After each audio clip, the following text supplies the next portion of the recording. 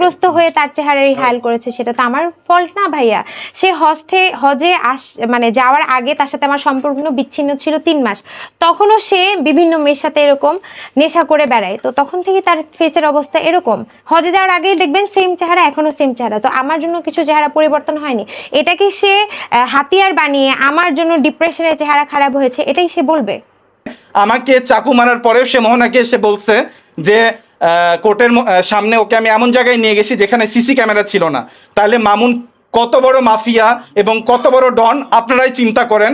ও মানুষকে ধরবে, টাকা হাতে নিবে, BMW কিনে নিবে, 4 বছর লায়লার সাথে একই সাথে নিচে থাকবে, মোহনার সাথে 1 বছর থাকবে, থাকার পরে সে এভাবে আপনাদের গণমাধ্যমের সামনে মুখ খারাপ করে তার মাকে চুদিয়ে সব খারাপ কথা বলে সে থ্রেট দিবে। তাহলে মামুন কি এসে গেছে, এর কি কোনো বিচার নাই? বা বাংলাদেশের আইন কি এর কোনো বিচার করবে না?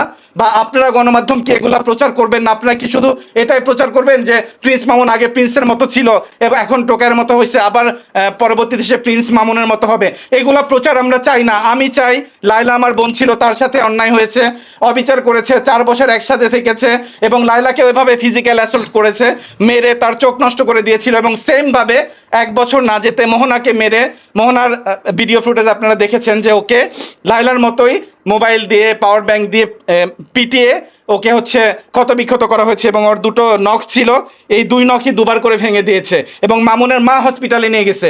এগুলা জানার পর তারপরে মামুন কিভাবে প্রকাশ্যে ঘুরে বেড়ায় এবং আইন তাকে কেন স্টেপ নেয় না, এবং আপনারা গণমাধ্যম এই নিউজগুলো কেন প্রচার করছেন না বা করেন না? আপনারা কি আপনাদের শুধু ভিউজের জন্য একজন ভাইরাল পারসনকে বা ভাইরাল টপিকস নিয়ে আলোচনা করবেন, নাকি আপনাদেরও একটা বিবেকবোধ আছে? আজকে যদি আপনাদের বোনের সাথে মোহনা যদি আজকে আমার বোন হইতো বা মোহনা যদি আজকে আপনাদের বোন হইতো, আপনারা কি চাইতেন? লায়লা যদি আজকে আমার বোন না হয় আপনাদের বোন হইতো, আপনারা কি চাইতেন না বিচার?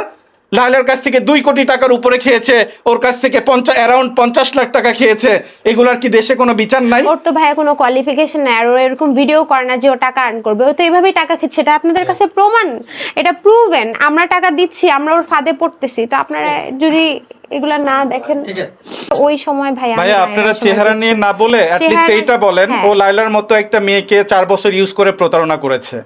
সেম ভাবে সে লায়লার সাথে ব্রেকআপ হওয়ার পর মোহনার সাথে সেম ভাবে প্রতারণা করছে। ও যে প্রতারক চক্র, ওর ফ্যামিলি নিয়ে ও একটা পরিবার গঠন করেছে যে মানুষের সাথে এভাবে ম্যানুপুলেট করে মানুষের টাকা হাতিয়ে নিয়ে তাকে ইউজ করে পরে তাকে বেশ্যা বলা হচ্ছে বা তাকে খানকি বলা হচ্ছে। আচ্ছা, এই রকম কাজ বা এই ধরনের অনৈতিক কাজ যেন সে না করতে পারে। আপনারা মোহনাকে জিজ্ঞেস করছেন যে হজে যাওয়ার আগে মোহনা টাকা দিছে কিনা। হজে যাওয়ার আগে ওই যে জুনিয়র সাকিব আছে, জুনিয়র সাকিবের একটা মেয়ের সাথে রিলেশন ছিল, ইকরা নাম, ইকরার মার কাছ থেকে 40,000 টাকা মামুনের মায়ের বিকাশে ট্রান্সফার করে নিছে। সেটার সকল প্রকার এভিডেন্স আমার কাছে আছে। এবং মামুন যে এই অনৈতিক কাজগুলো করছে লায়লার সাথে, মোহনার সাথে, বা আমাকেও কোর্টে চাকু মেরেছে, ও এমন কি কিশোর গ্যাং এর লিডার তো অবশ্যই, এবং ওর সঙ্গে কিশোর গ্যাং জড়িত, এটা আমি আগেও বলেছি, অনেক ইন্টারভিউতে বলেছি। তো একজন কিশোর গ্যাং এর লিডার যদি বাংলাদেশে এই সুগার মাম্মি ধরে বা বয়সে সিনিয়র মেয়েদেরকে ধরে টাকা হাতিয়ে নেওয়ার পর তাকে বেশ্যা বলে, এর কি কোনো বিচার আপনারা বা বাংলাদেশের জনগণ কি এর কোনো বিচার করবে না? বা কোর্টের দ্বার প্রান্তে নারী শিশু ট্রাইব্যুনাল 7 নম্বর কক্ষের সামনে